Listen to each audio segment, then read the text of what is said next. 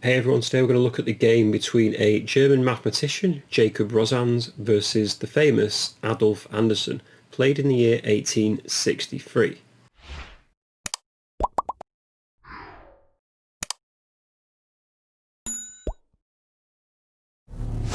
So in this game we're going to look at it from Anderssen's perspective, who was playing with the black pieces, and Jakob Rosanes began with the move 1e4.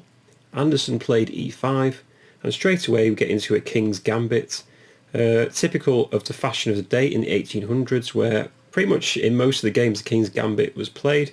And as I said in our previous video, it's actually seen as quite dishonourable or disrespectful to not accept the Gambit. So of course Anderssen does accept, he plays e takes f4. Rosanes continued with knight to f3, and now Anderssen played the move g5, protecting his f4 pawn and preparing to play g4. White played h4, undermining the g5 pawn. This allows Anderssen now to play the move g4, which hits the knight on f3, which jumps into e5 and attacks the g4 pawn. And of course, to defend this pawn, Anderssen now played knight to f6, defends the g4 pawn with the knight. However, there are two white pieces attacking it, so white could actually go in for this knight takes g4 here if they wished. But actually black gets the better of this with knight takes e4. So black wins back another pawn. If white continues with d3, black can play knight g3, attacking the rook. And we get into a rather interesting variation here, because after white plays bishop takes f4, there's a rather interesting combination here. So after knight takes the rook on h1, white plays queen e2 check. After queen to e7, white can now play knight to f6 with check. After king d8, the only move, there's bishop takes c7 check. King is forced to take this, and then white can fork the king and the queen with check on d5. The king goes back to d8, white takes the queen off, the bishop recaptures, and after queen to g4, d6, attacking the queen, queen goes to f4, and black plays rook g8. And I've highlighted several pieces here. So after the smoke's cleared, white's got a queen and a pawn for a bishop, knight and a rook. So was it worth it to take off black's queen? It's very unclear, this position, but the computer assessment is that black's doing slightly better. But in practice it seems as though white does have good chances. I just thought it was a rather interesting variation. But that's what happens in this position if white decided to take on g4. However, white didn't go in for this in the actual game. White now played bishop c4 instead, attacking this f7 pawn, and Anderssen plays the best move in this position. He plays d5, sacrificing a pawn to attack the bishop. White takes this pawn off, and Anderssen can now play bishop to d6, which attacks the knight on e5, but more importantly it blocks out this c4 bishop, because the pawn is now stuck on d5 for white. So bishop d6 makes a lot of sense. White protected their knight with the move d4, and now Anderssen protected his f4 pawn because it's just been attacked by the bishop. He plays knight to h5, protecting it. And now there are several moves that white can play here. I had a look at knight takes g4 once again, so if white decided to snap off the pawn this time, again knight g3 can be played by black, and it's actually really bad for white. After rook to g1, black can play queen takes h4, snaps off another pawn and prepares a discovery against white's king.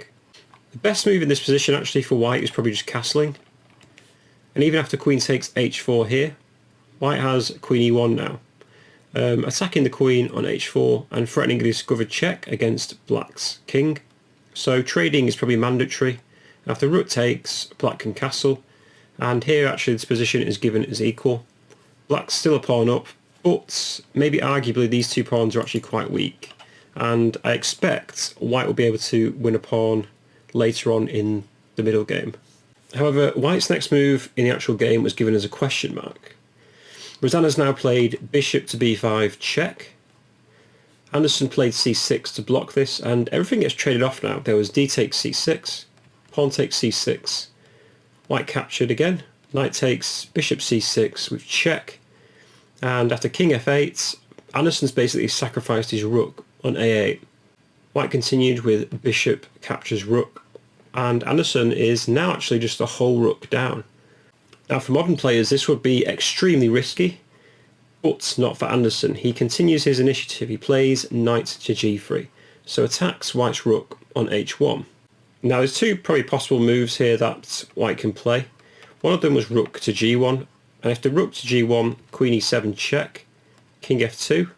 Black can play queen takes h4 now, and has a really strong initiative.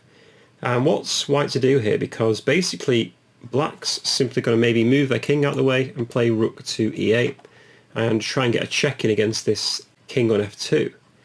For instance, let's say knight to a3, there's king g7, queen e1, bishop a6 for instance, getting another piece into the attack, and after c4 just play rook takes the bishop. And you have to say black's got a really strong position here, and black has some good attacking chances with this discovery still in the back pocket. But in the game, Rosanes now played rook to h2 to move away from the knight. In the game, Anderssen now played bishop to f5. Queen e7 though was still very strong with check. After king to f2, there's this very sneaky move here, knight to e2. Threatening g3 check. I thought this was really nice because after the queen takes, there's g3 check, king e1, queen takes queen, the king recaptures, and then black can play bishop a6 check. After the king goes to d1, black can play g takes h2, and now white is forced to protect this h1 square with g4. So the bishop is used on a8 to stop black getting a queen. However, black can still just play f takes g3, and at some point I expect one of these two pawns should be able to promote. In this position, black is still a piece down, but has more than enough compensation with these two dangerous pawns right up the board there. So queen e7 was definitely an interesting variation in the game. However, Anderssen just played bishop to f5, gets another piece into the attack. Also now the queen is threatening to take the bishop on a8. So for this reason, white plays bishop to d5 to move it away. And Anderssen just gets his last piece into the game. King g7 prepares rook to e8. Again, black is still a whole rook down here, but white's pieces are doing very little, especially this rook on h2 as well. All these pieces are still not developed. So white begins developing, plays knight to c3, but you have to say this is too little too late. Anderssen gets his last piece into the attack, rook e8 check. The king moves to f2, and then there's queen to b6. So now the queen's involved. Basically the threat for black is to play bishop to e5 and capture on d4, because this pawn on d4 is now pinned. So that's the idea for black to win the game, just needs one more check on the dark squares. White now played knight to a4, attacks the queen on b6. Anderssen plays queen a6, attacks the knight, and threatens queen to e2, forcing white to move it backwards. Knight c3 protects this e2 square. But now Anderssen plays a very good move. He just plays bishop e5 anyway, threatening to take on d4, and has ideas of maybe like rook e2 here coming in, sacking some pieces, or even just queen to f1 also looks very nice for black. If pawn takes bishop here, then black can play queen b6 check, and that's pretty much game over because there's no way to stop checkmate. I mean, where does the king go? After king e1, there's queen g1 with check, and after king to d2, queen to e3 is checkmate. So in the game, white played the move a4. Basically what white wants to do is play knight to b5 and block this queen off from the attack, but now it's too little too late. And an interesting anecdote here is that Anderssen actually announced mate in 4 to his opponent here. So let's just pause the video for a sec and see if you can spot the checkmate here. Again, it's mate in 4. Now if you spotted this move, I'd be very impressed. Anderssen played the very clever queen to f1 with check. And after white took the queen off, Anderssen played bishop takes d4 with check. Bishop to e3, only move, and now Anderssen just played rook takes e3. And the point is, there's just a mate in 1 and there's no way for white to stop this. In the game, white played king to g1, and rook e1 is checkmate, because the bishop checks the king, and the knight covers the square on h1, and the queen is also pinned by this rook. And that's an absolutely incredible checkmate. Just going back, all of the moves fail as well. For instance, let's say even just queen to e1 here.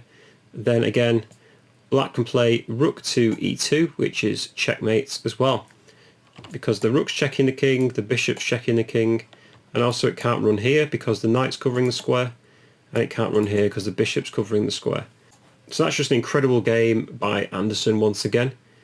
I hope my analysis did justice to this game. If you enjoyed it, please do drop a like, comment or subscribe, and I'll see you very soon for another video.